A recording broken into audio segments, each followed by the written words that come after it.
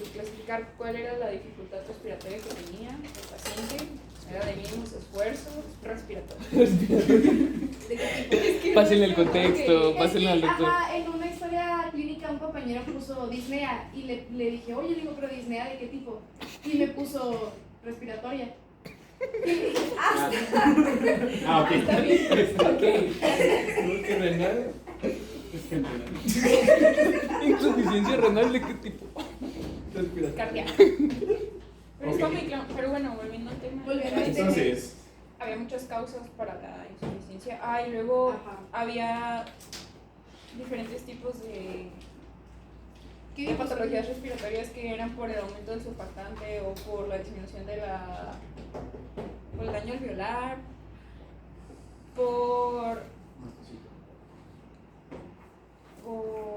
hiperreactividad bronquial. Pues el asma es uno de... Ajá, uno de los de hiperreactividad. ¿Tienen una hoja que me funcione? Porque no sé quién sacó Que el conjunto de la vasodilatación con la secreción de moco por la estimulación de las glándulas hacía que los alveolos no hicieran como su trabajo. Ya no me estoy metiendo la mano. ¿y qué son diferentes el asma y el EPOC? El EPOC es No, sí nos había dicho. Sí, ¿Cuál es la diferencia? Entre La parte y asma. inmunológica. No era también que ¿El tipo uno de era reacción? crónico y el otro era agudo y luego que... Pues que también este es Pues es crónico. que el asma puede ser Puede ser agudo o crónico. Pero no ajá. lo tienes tonto.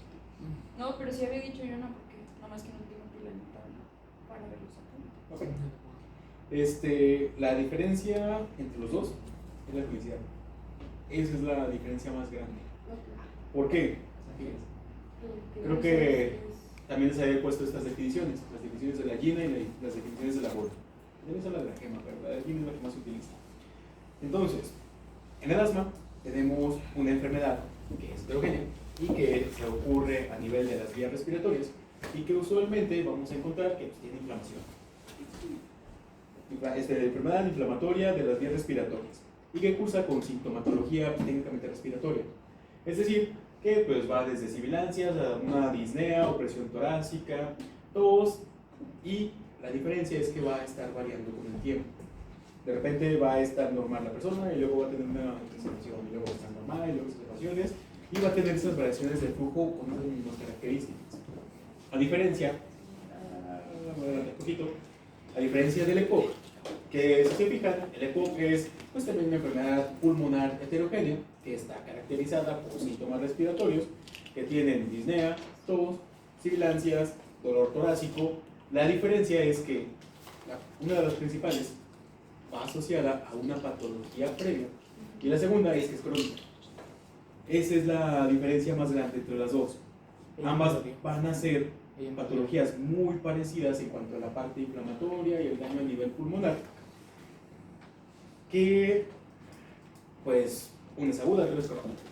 Y entonces, por esa misma razón, ambas se tratan prácticamente como los mismos medicamentos, porque lo que se busca es quitar esa inflamación, evitar una remodelación en la vía respiratoria, no pues quitar las observaciones agudas y evitar que haya un mayor daño.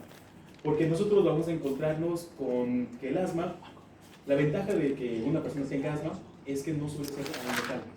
En la actualidad es mucho menos, pero vamos a encontrar que la progresión es rara.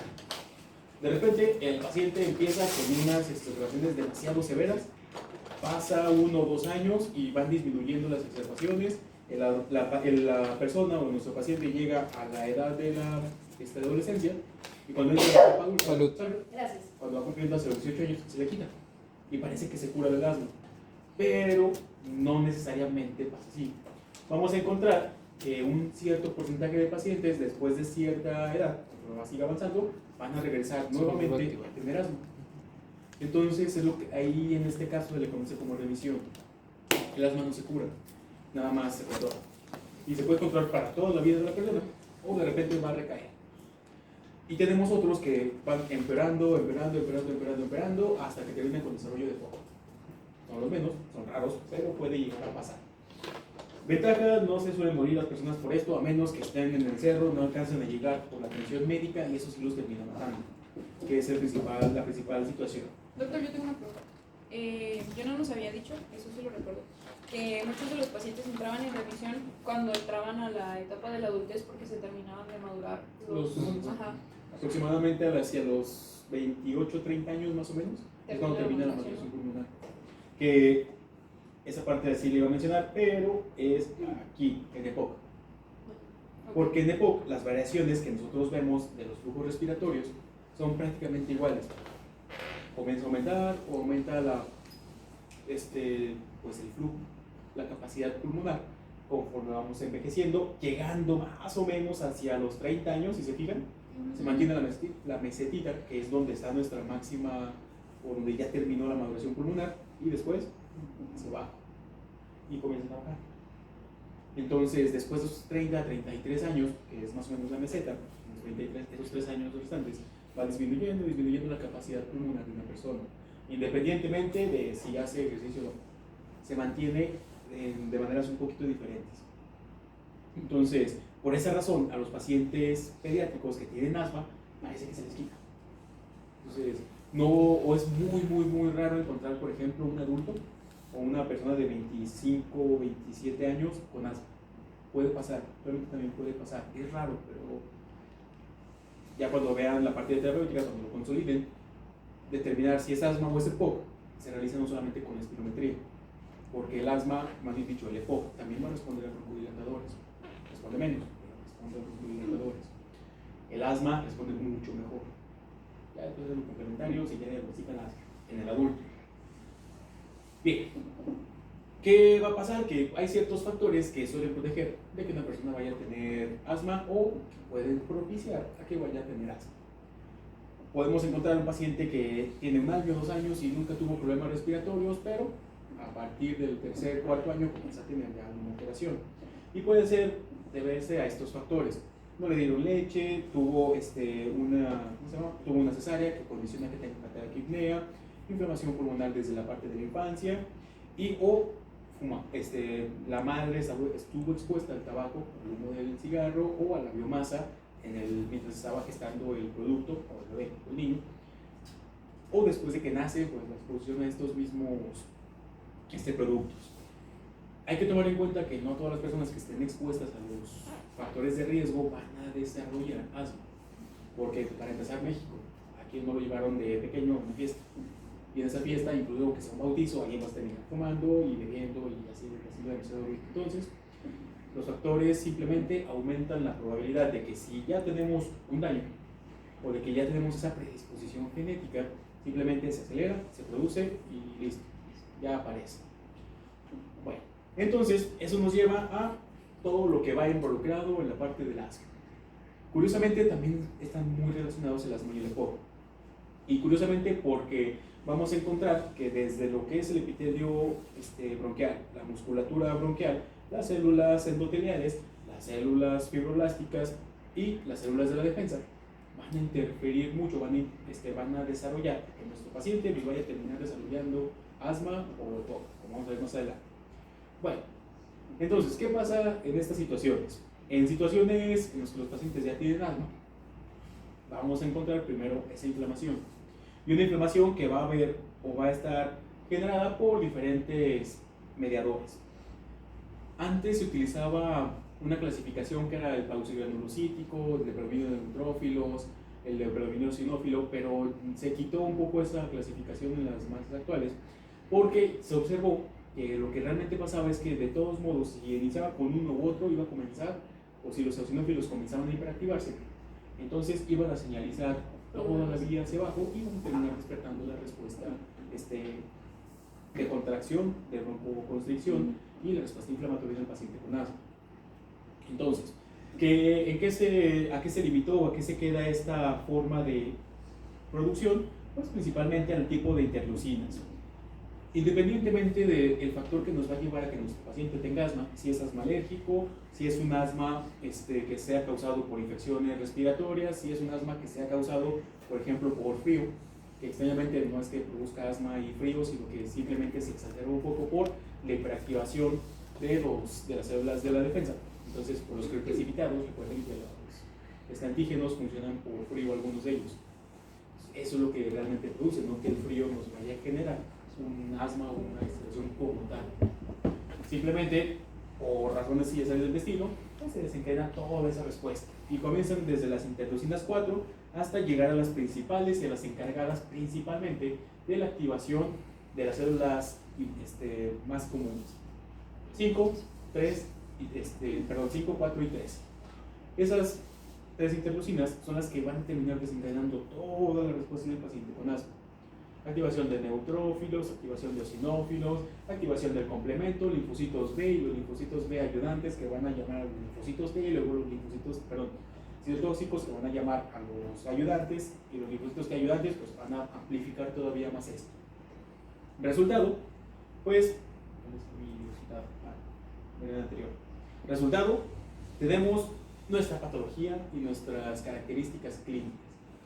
Comienza a haber una gran producción de moco, porque lo primero que hace el cuerpo para tratar de proteger, ya sea de un alérgeno, bacteria, infección o la misma inflamación, es producir moco, para atrapar lo mejor que pueda todo lo que esté ahí, y además el moco, recuerden que tiene células de la defensa, monocitos, neutrófilos. Al mismo tiempo, va a tratar de mover más rápido todo el aire, entonces va a haber una broncoconstricción, y al mismo tiempo va a haber una vasodilatación para que lleguen más células de defensa, se puedan reclutar, y una vez que se comienza a señalizar toda esa vía, en nivel vascular, el endotelio vascular se va a separar, va a aumentar la permeabilidad. Más permeabilidad, pues mayor líquido a nivel del parénquima pulmonar, pero el problema es que aquí mi parénquima pulmonar simplemente está activo porque sí. No es que realmente tenga, por ejemplo, una infección, o tal vez sí, pero se dejó. O no es, por ejemplo, que el polen o el polvo que haya inhalado a la persona sea dañino para esta persona. Simplemente comenzó ahí a gran escala a activarse. Se contrae la vía, permea la vía, edematización, o un ligero edema que no va a ser, por ejemplo, un derrame pleural, pero sí va a ser ese edema importante, que va a perpetuar todavía más esa sintomatología de nuestro paciente. Y como tenemos una vía cerrada que no está respondiendo bien porque está todavía activo nuestro sistema inmune, va a generar los cambios respiratorios, que es lo que genera la disnea, y tenemos mucho moco. Entonces, el principal mecanismo de defensa del cuerpo para sacar el moco, ¿cuál es? A nivel de la vía respiratoria. Pues el primero es tratar de mover los cilios, pero los cilios están paralizados porque tenemos irritación por nuestras células de la defensa. Si mis cilios se paralizan, ¿cuál es el siguiente mecanismo? La tos. Entonces, por eso los pacientes con tos tienen, los pacientes con asma tienen tos como por 2 semanas, porque tienen todas estas citocinas inflamatorias activas durante demasiado tiempo. Se produce mucho moco, se inflama, hay edema y el paciente está tosiendo. ¿Y si tengo tos de perro? ¿El paciente con asma? O sea, En general. ajá, en general. No, es que, por ejemplo, mis 2 abuelas tienen asma. Nada más que una es más como por el tiempo, como Mazatlán es muy húmedo. En temporada de frío es mucho más húmedo, entonces a una se le agrega un poquito más y a la otra ya sí en la mañana se tienen una rodita gris con un Claro. y tiene que dar Ay, estás enfermo, mijo. entonces cuando ellas tosen muy ronco, como muy grueso, pero yo toso igual y me da miedo. Eso tiene que ver ya no con esa parte. Eso ya tiene que ver con esta parte. La vía aérea comienza a remodelarse. Porque lo siguiente que va a hacer el cuerpo es, yo tengo inflamación, tengo la hiperreactividad, y luego tengo la obstrucción, que usualmente es reversible, pero el paciente con asma es una vez, y otra vez, y otra vez. Sí, no permite que se Entonces, algo así como un callo. Lo primerito que va a hacer el cuerpo después de que dice, bueno, no puedo controlar esto. Así habíamos visto que tenía como daño endotelio y luego hacía una hiperplasia y eso comprimía más el daño. Exactamente eso, el remodelado de la vía aérea comienza a engrosar, de ahí la activación de los fibroblastos. Activo mucho los fibroblastos y modifico los calibres de mis vías respiratorias. En el caso, por ejemplo, de las tos, la tos de perro se llama como coqueluchoide, es más común en niños por infección por una bacteria, de la pertussis, y que se escucha así es por esa remodelación de la vía. En el caso de los niños pequeños no está remodelada, simplemente hay mucho moco. Ah, okay. Entonces, Mucho moco con un estrechamiento de la vía produce esos tipos de tos. Como que se escucha una carraspera de... Sí, sí, escuchaba al niño y es por eso, que es también muy común en pacientes con EPOC y van a escuchar ese tipo de tos y muy característico. Ya después cuando desarrollen el oído clínico y van a escuchar un paciente, que van a saber si fue por picadura de alacrán o por un EPOC. O por una... Picadura de... Yo también, picadura de alacrán. Genera esto. Exactamente lo mismo. Se cierra la vía veneno respiratoria del... y aumenta, los pacientes tienen hipersecreción, tienen un síndrome muy parecido a la activación muscarínica. Nos va a poner un caso comienzan que es con picadura. cianopea, Poco concentraciones asma. nasales, estrechamiento de la vía, taquicardia, como si les hubieran dado tropina. Y ya, eso así pasa. Es más común.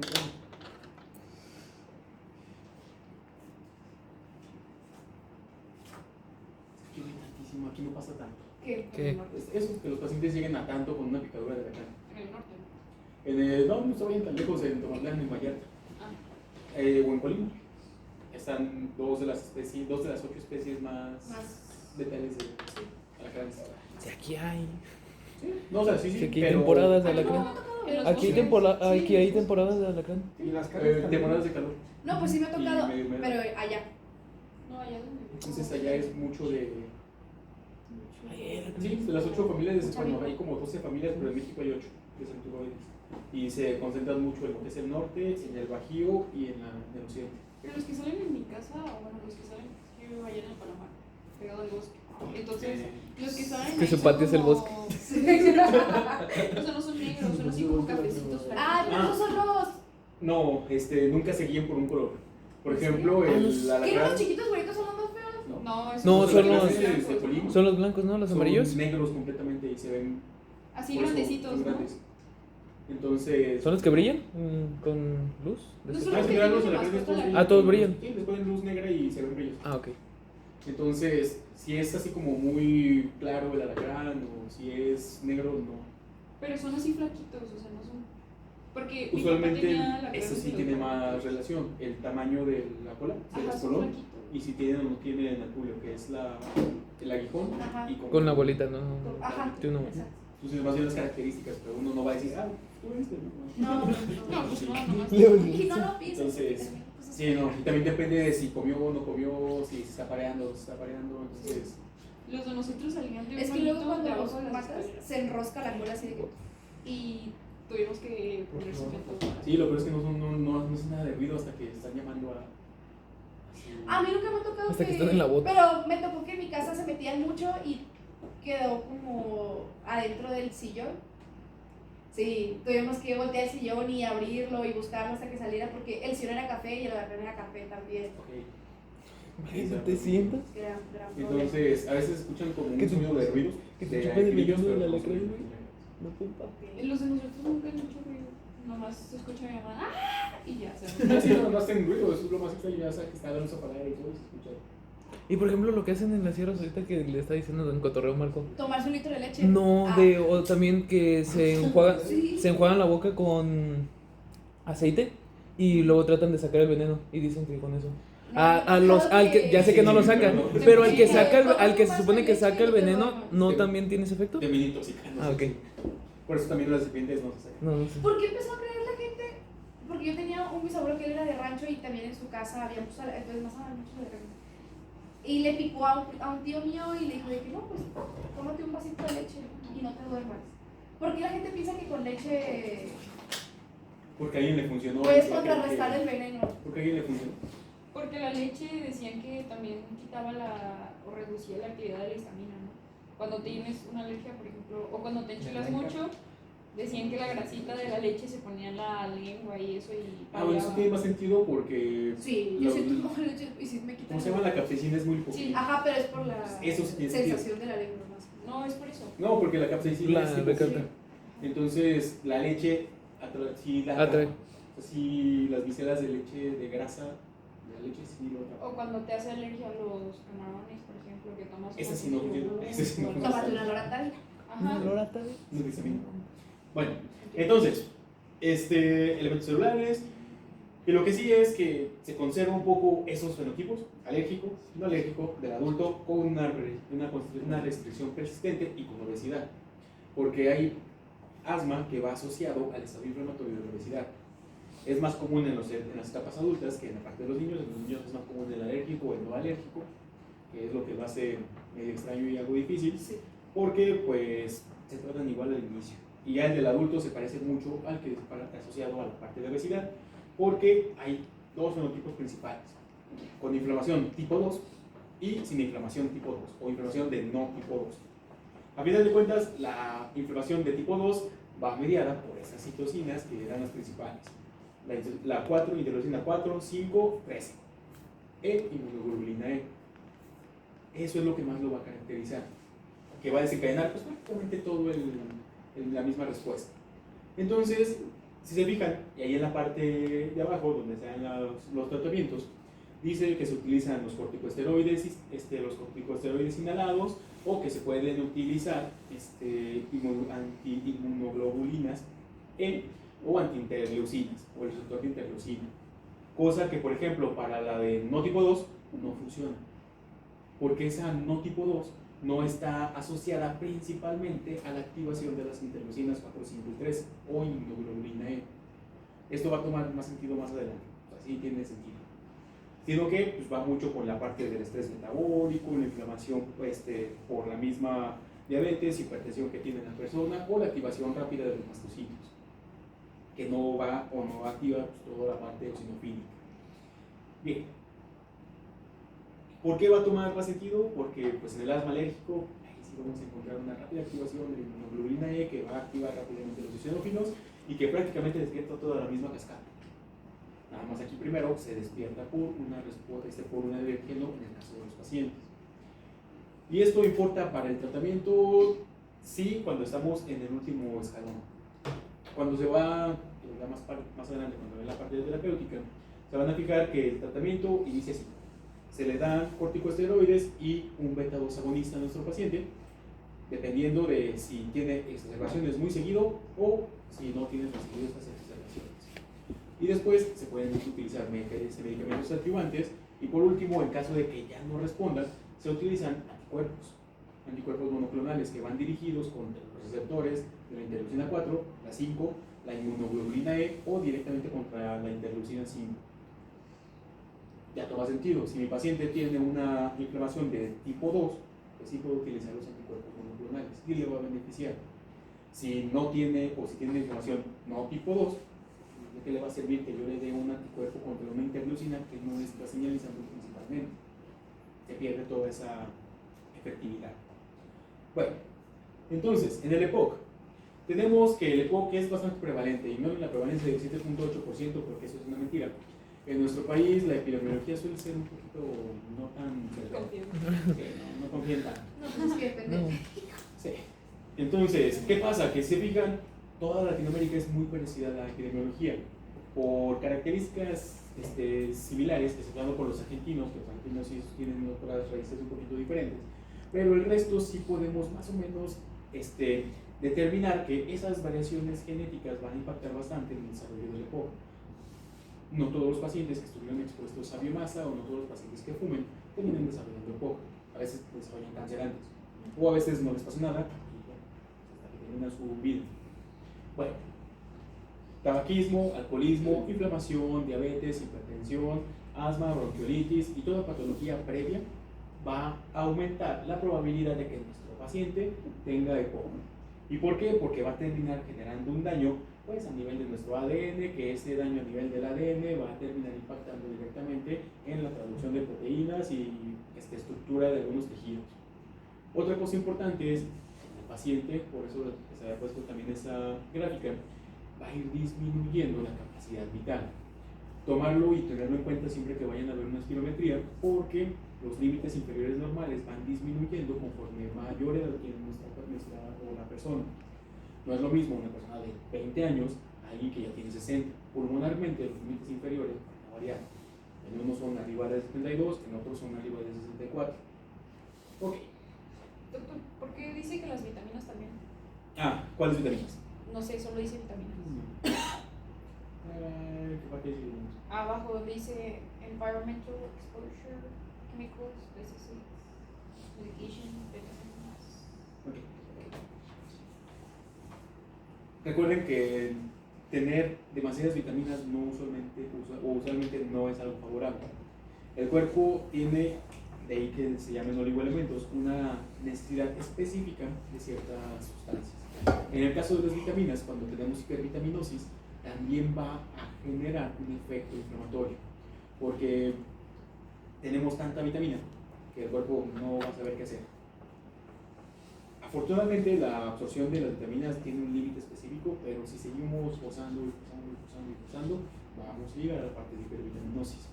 Las personas que toman, por ejemplo, suplementos vitamínicos y luego comen demasiada zanahoria, pueden desarrollarse como ictericia escleras. ¿General qué? Ictericia escleras. Ah, sí, sí. Por el exceso de vitamina A. Entonces, Para ver en la noche. también va a terminar, para ver en la noche, también terminan teniendo cierto efecto, cierto impacto a nivel inflamatorio, porque el cuerpo tiene que hacer algo con eso. Entonces, a largo plazo no es muy bueno. A mediano plazo hacemos una dinámica, porque todo lo demás lo va a eliminar por el límite. Las indicaciones para vitaminas son muy escasas. Que el paciente tenga, por ejemplo, una anemia megaloblástica, vitamina D2, que tenga deficiencias completas de hierro, y también se podrían suministrar para que se complemente con los folatos, etc. Fuera de eso, bueno, si el paciente tiene, ¿cómo se llama? No secretismo, esa es la presentación. Que es algo antes de la porfiria, que tienen retraso en el desarrollo, tienen alteraciones neurológicas. Cretinismo, sí, tiene cretinismo. Entonces también tiene la parte de los suplementos vitamínicos, por eso no tanto. Ok, entonces vamos a tener que en el EPOC lo primero es que va a haber una destrucción a nivel del parénquima, inflamación, cambios ahí completos y que va a terminar desarrollando una fibrosis. Y esa fibrosis pues va a ir condicionada por células de respuesta. Vía inflamatoria, presencia de linfocitos T, linfocitos T ayudantes, CD8, que son algo muy similar en el asma, neutrófilos, monocitos y macrófagos, que es prácticamente lo mismo que asma, pero sin la activación rápida de los eosinófilos, por cantar. Entonces, al igual que en el asma, el paciente va a tener secreción de moco o hipersecreción de moco y además agrandamiento de las glándulas secretoras. Pero aquí, a diferencia del asma, que es como basal y luego exacerba y luego vuelve a la basal, aquí el EPOC no, va a ser constante y va a ir elevándose en vez de disminuyéndose. En el EPOC nunca regresa, simplemente como ya tengo un daño, rápidamente va a estar esa inflamación de manera constante, permanente, y es lo que va a diferenciar uno de otro y que además va a hacer que rápidamente esa glándula que está hipertrofiada se fibrose más rápido, se genere un daño a nivel del parénquima pulmonar y trate de reemplazar calidad con cantidad. Primero, estrecha las vías y al ver que no se puede conseguir supliendo la cantidad o la demanda de oxígeno, fusiona los alvéolos, que es lo que termina generando el enfisema pulmonar. Bueno, y a nivel de la vasculatura, pues prácticamente pasa lo mismo que en asma. Aumenta primero la permeabilidad, pero luego demasiado volumen y el cuerpo no puede mantenerlo durante mucho tiempo porque va a tener que sacar el gasto cardíaco del otro tejido. Entonces comienza a hacer una vasoconstricción. Pero esa vasoconstricción termina generando una hiperplasia y luego esa hiperplasia genera una hipertrofia y luego esa hipertrofia genera una hiperplasia del músculo. Y tenemos una vasculatura que se vuelve rígida y ya tengo un paciente que tiene POC y tiene hipertensión arterial pulmonar. Porque ya tiene hipertensión también. Es la que cuando estás escuchando aquí escuchas el redoblamiento. Sí. Sí, se escucha como el... Pues tú estabas aquí. Sí, no, se escucha como si agarras una botella y le hicieras así.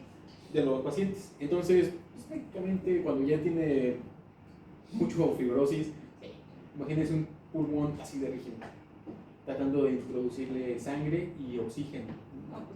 Por eso caen rápidamente las alteraciones de los pacientes con EPOC. Okay. ¿Y por qué se produce el EPOC? Pues tenemos una clasificación que nos dice, pues tenemos diferentes subtipos de EPOC. Realmente el que es el más importante es el tipo C, porque es el más común. es decir, asociado a tabaquismo o exposiciones a biomasa.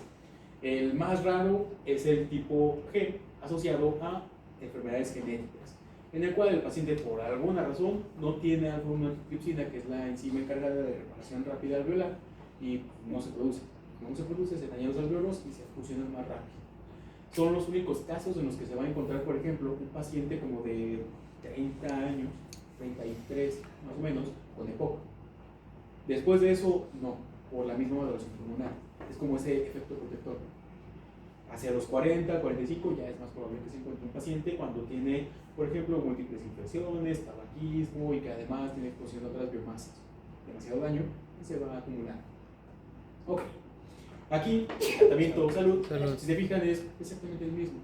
Vamos a dar un beta-2 agonista, un antagonista muscarínico y adyuvantes.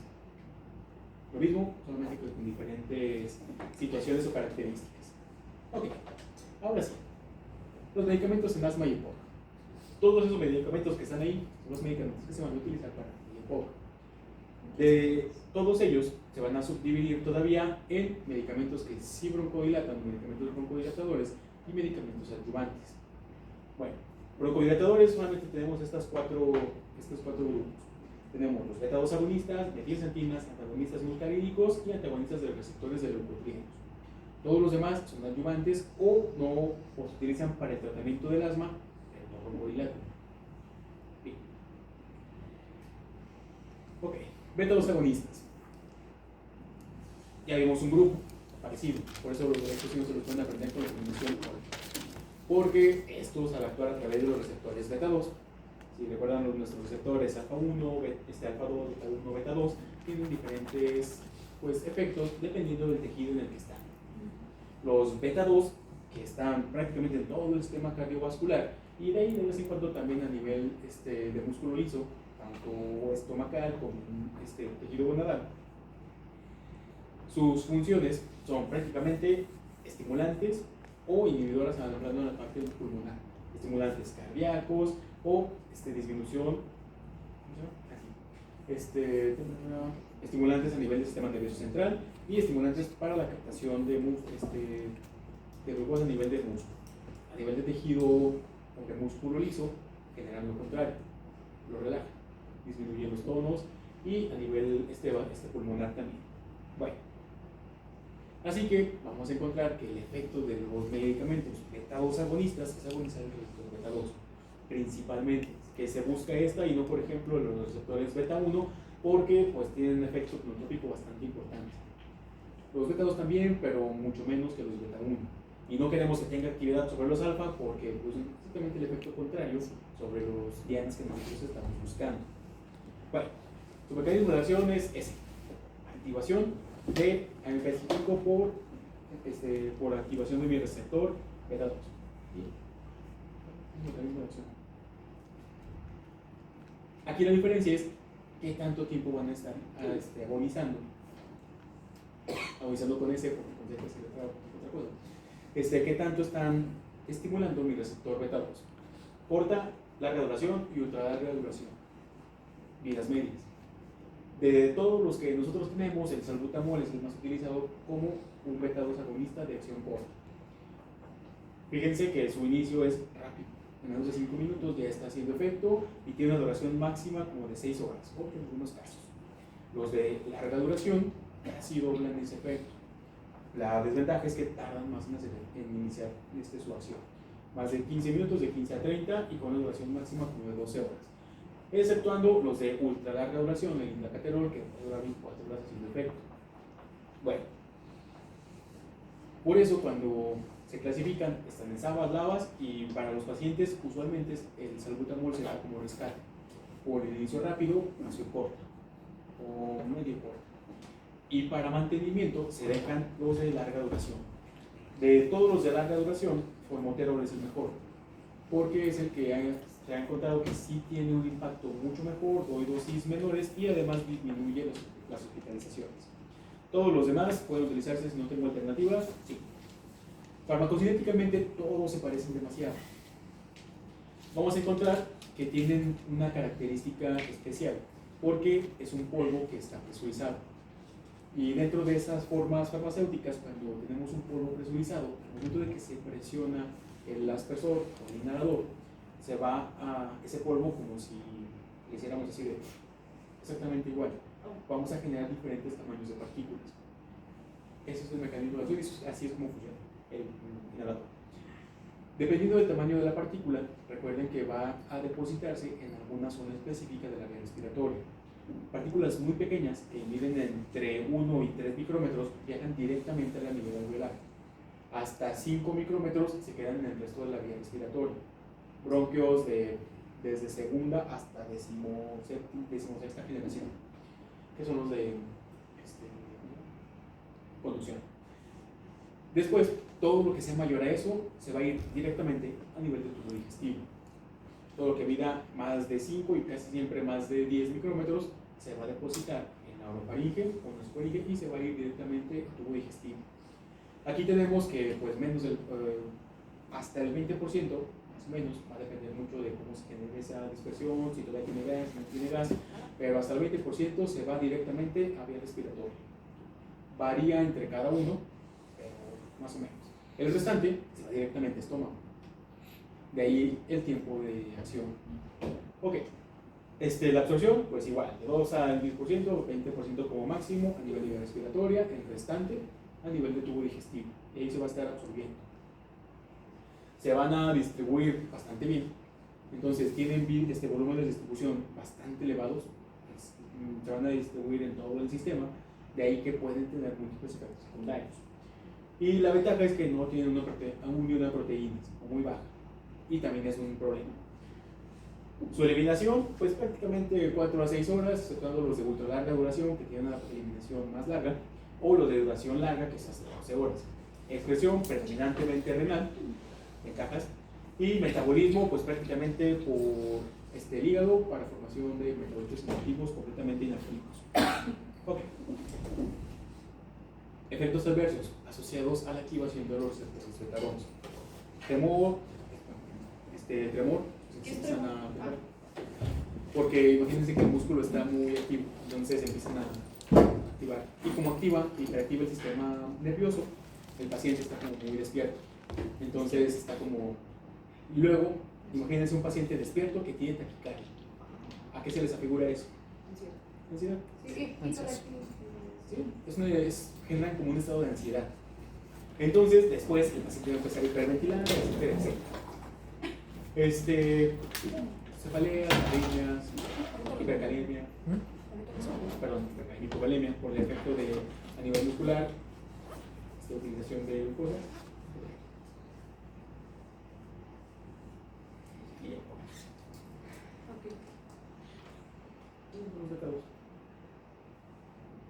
Eso no es más sencillo.